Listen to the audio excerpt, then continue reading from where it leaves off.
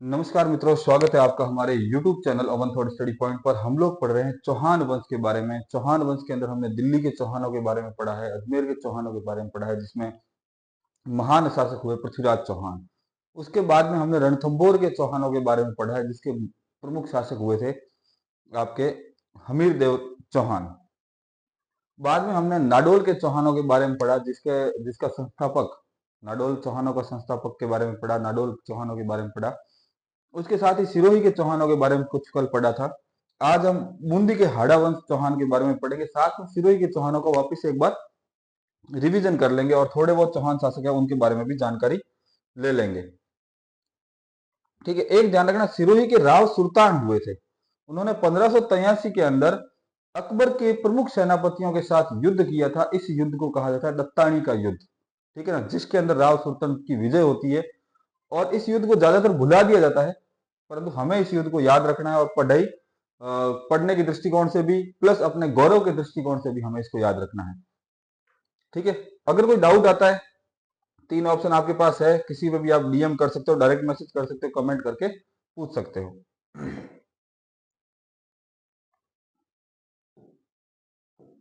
तो सिरोही के देखो, सिरोही के अपन ने बात की थी कि 1311 में लंबा द्वारा सिरोही में देवड़ा चौहान की शाखा की स्थापना की गई। ठीक है ना, लंबा के द्वारा आबू में चंद्रावती को जीतकर चंद्रावती को अपनी राजधानी बनाया गया। 1425 में सहसमल द्वारा सिरोही की स्थापना कर सिरोही को अपनी राजधानी बनाया गया।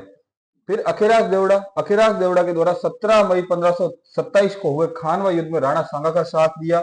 इसको उड़ना अखिराज के नाम से भी जाना जाता था, क्योंकि ये बहुत युद्ध करने की जो इसकी गति थी, बहुत तेज गति से युद्ध करता था। यहाँ सुल्तान देवड़ा आ गया है, जबकि यहाँ पे ध्यान रखना सुल्तान देवड़ा करना,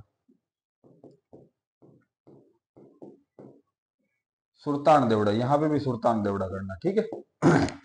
सुल्तान देवड़ा, सुल्तान देवड़ा द्वारा 1583 में अकबर के खिलाफ दत्तानी का युद्ध लड़ा गया। इस युद्ध में अकबर की तरफ से ध्यान रखना प्रताप के छोटे भाई जगमाल ने भी भाग लिया था। दुरसा आडा द्वारा ये ध्यान रखना, यहाँ पे भी सुल्तान कविता नामक एक पुस्तक लिखी गई है। ठीक है, इस युद्ध को अपन अलग से पढ़ेंगे। बाद में आए शिव सिंह, सिरोही की अंतिम रियासत थी जिसने ब्रिटिश ईस्ट इंडिया कंपनी के साथ संधि की। शिव सिंह द्वारा 1823 ईस्वी में ब्रिटिश ईस्ट इंडिया द्वारा ईस्ट इंडिया के साथ में संधि कर ली गई। ये था सिरोही के चौहान वंश का मोटा मोटा प्रश्नों की दृष्टि से आने वाला इतिहास। एक अपन देख लेते हैं इसके दत्तानी के युद्ध को। ठीक है, फटाफट एक स्क्रीनशॉट लीजिए, चैनल को लाइक कमेंट शेयर सब्सक्राइब करना ना भूलें। प्रताप को अपन जितना याद करते हैं उतना का उतना हमें ये याद करना है सुल्तान को, क्योंकि प्रताप के साथ मिलकर, प्रताप के सहयोग से, प्रताप को सहयोग देते हुए, ध्यान रखना मारवाड़ के चंद्रसेन को भी इन्होंने आश्रय दिया था। ठीक है ना।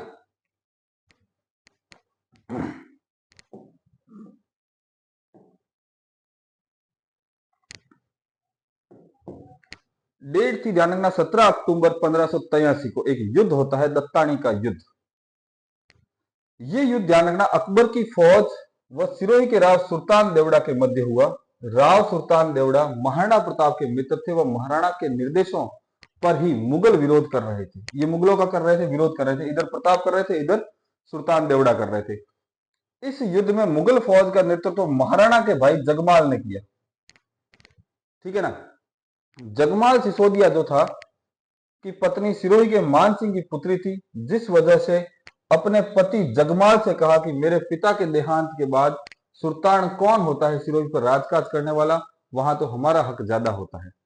ठीक है ना। तो एक दिन राव सुल्तान की अनुपस्थिति में जगमाल बीजा देवड़ा के साथ मिलकर सिरोही पर हमला कर देता है, लेकिन सिरोही के जो सामंत होते हैं वह उसको पराजित कर देते हैं। किसको? जगमाल को। और जगमाल वहां से वापस लौट जाता है, किसके पास? सीधा अकबर के पास। जगमाल अकबर की मदद मांगने आया तो अकबर के शाही फौज के 3 सेनापतियों के नेतृत्व में एक शाही सेना भेजी। कौन कौन थे? ध्यान रखना, मेवाड़ का जगमाल सिसोदिया, दातीवाड़ा का कोली सिंह और मारवाड़ का राय सिंह राव चंद्रसेन का तीसरा पुत्र। जगमाल ने इस फौज की मदद से सिरोही पर चढ़ाई की। राव सुल्तान अपने परिवार व फौज सहित सिरोही के महलों को छोड़कर माउंट आबू स्थित अचलगढ़ दुर्ग में चले गए। फटाफट स्क्रीनशॉट लीजिए, इसी युद्ध की अगली कड़ी देखते हैं।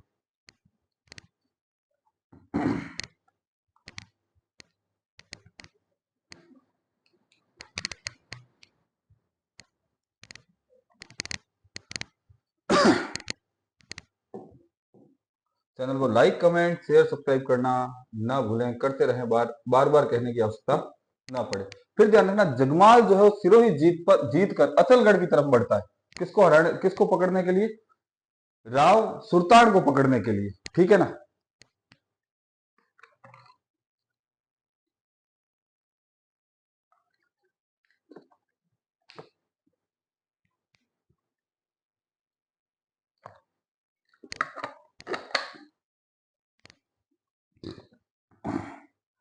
अब जो है सुल्तान, जो ध्यान रखना, कौन आ गया है यहाँ पर? जगमाल आ गया है युद्ध करने के लिए। तो सुल्तान क्या करते हैं, अचलगढ़ दुर्ग को छोड़कर नीचे एक दत्तानी नामक जगह है, वहां पर अपनी पूरी फौज लेकर आ जाते हैं। कौन? राव सुल्तान। दत्तानी युद्ध में राव सुल्तान के नेतृत्व में सिरोही की फौज के हाथों अकबर के तीनों सेनापति जगमाल, राय सिंह व कोली सिंह तीनों मारे जाते हैं। सिरोही के इतिहास के इस सबसे बड़े युद्ध के बाद एक कहावत चल पड़ी थी, नाथ उदयपुर न नमियो, नमियो न आबुर्दनाथ। ध्यान रखना कि नाथ उदयपुर न नमियो, ना तो उदयपुर के नाथ ने अधीनता स्वीकार की, या ना तो उदयपुर के नाथ ने पराजय स्वीकार की, यानी कि महाराणा प्रताप ने पराजय स्वीकार नहीं की, और सिरोही के राव सुल्तान ने भी पराजय स्वीकार नहीं की। ध्यान रखना, इस युद्ध में जब जगमाल की मृत्यु हो जाती है, ध्यान रखना, सेनापति कौन? जगमाल। जगमाल की जब मृत्यु हो जाती है तो खुद राव सुल्तान प्रताप के पास ये संदेशा भिजवाते हैं, और जगमाल के पार्थिव शरीर को भी प्रताप के पास भिजवाते हैं। प्रताप वैर भाव नहीं रखता, क्योंकि जगमाल किसकी तरफ से युद्ध कर रहा था? अकबर की तरफ से, इसलिए भाई होते हुए भी वो राव सुल्तान के साथ में वैर भाव प्रताप नहीं रखते हैं। अबुल फजल मुगल फौज की नाकामयाबी को छुपाते हुए इस युद्ध का वर्णन ना करते हुए सिर्फ इतना सा लिखता है। क्या लिखता है? कि जगमाल और राय सिंह सिरोही के महलों में सो रहे थे, तभी राव सुल्तान ने धोखे से इनको मार दिया। छुपाने के लिए, युद्ध के अपनी सेना की नाकामयाबी को छुपाने के लिए अबुल फजल इस तरह के वाक्यांश लिखता है। फटाफट स्क्रीनशॉट लीजिए, चलते हैं आगे।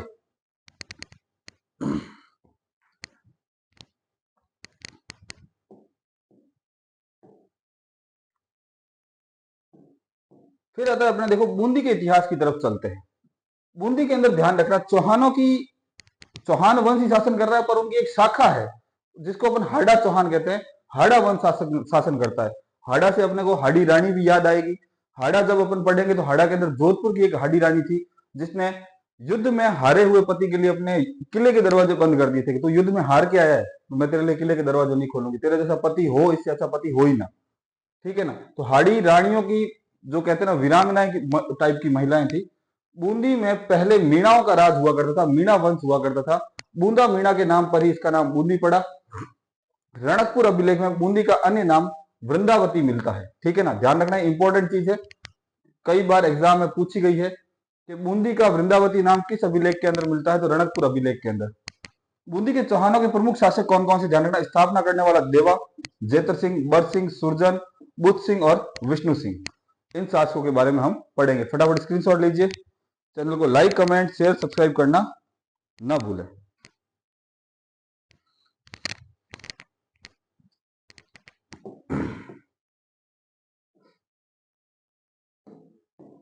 देवा, देखो, 1241 में देवा ने जेता मीणा को हराया। बूंदी में मैंने आपको जैसा कि बताया कि मीणाओं का शासन था, बूंदा मीणा के नाम पर ही बूंदी का नाम बूंदी पड़ा था। तो देखो, 1241 के अंदर देवा चौहान नाम का एक व्यक्ति आता है जो जेता मीणा को हराता है और बूंदी में चौहान वंश की हाड़ा शाखा की स्थापना करता है। इसके बाद में आता है जेतर सिंह। 1274 में जेतर सिंह ने कोटा को जीतकर कोटा को भी बूंदी राज्य में मिला लिया। ये कोटिया भील के द्वारा स्थापित किया गया था कोटा, ध्यान रखना, इसीलिए इसका नाम कोटा पड़ा। तीसरा शासक आता है बरसिंह। यह आता है 1354 ईस्वी में। बरसिंह ने बूंदी में तारागढ़ किले का निर्माण करवाया, ठीक है ना। तारागढ़ क्यों फेमस है? ध्यान रखना, राजस्थान के अंदर एकमात्र ऐसा किला है जिसमें भित्ति चित्र बने हुए हैं, दीवारों के ऊपर चित्र बने हुए हैं। इस कारण तारागढ़ दुर्ग जो है वो ज्यादा फेमस है। नीचे लाइन लिखी हुई है, तारागढ़ किला राजस्थान में भित्ति चित्रों के लिए प्रसिद्ध है। फटाफट स्क्रीनशॉट लीजिए, चैनल को लाइक कमेंट शेयर सब्सक्राइब करना ना भूलें।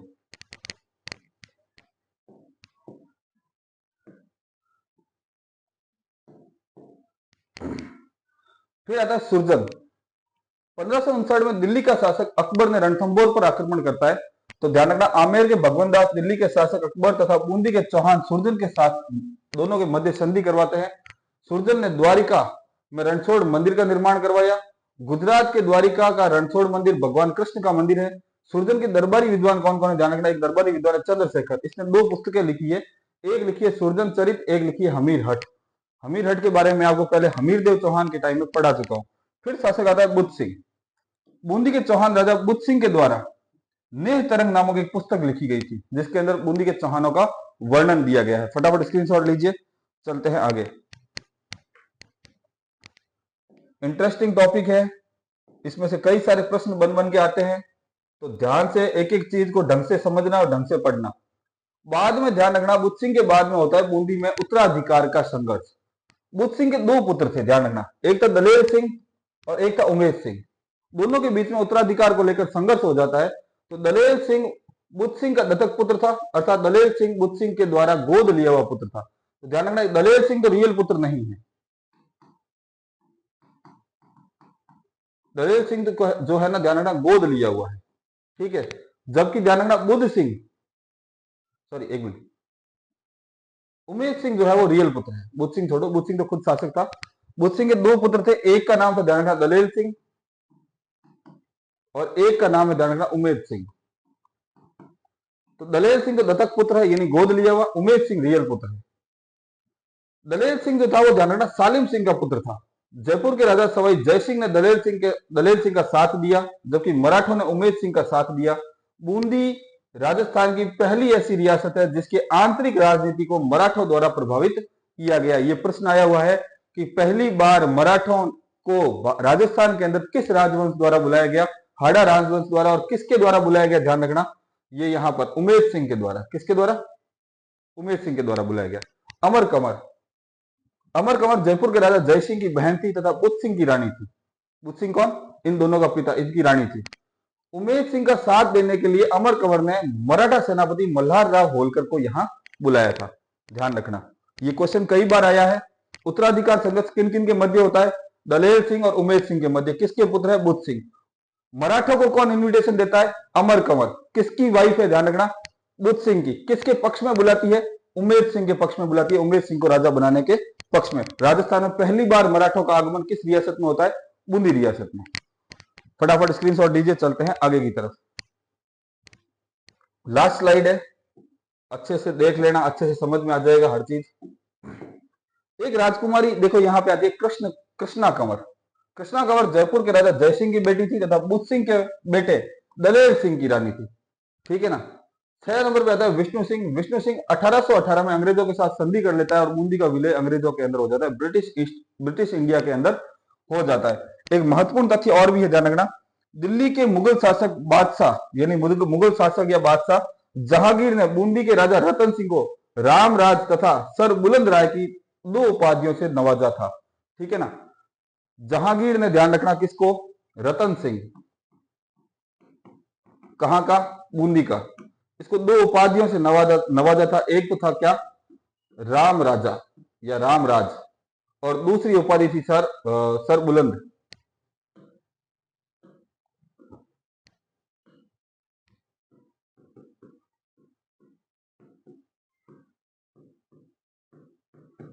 सर बुलंद राय। इन 2 उपाधियों से नवाजा था किसने? जहांगीर ने। किसको? रतन सिंह को, जो बूंदी का था। फटाफट स्क्रीनशॉट लीजिए, चलते हैं मुख्य पेज की तरफ।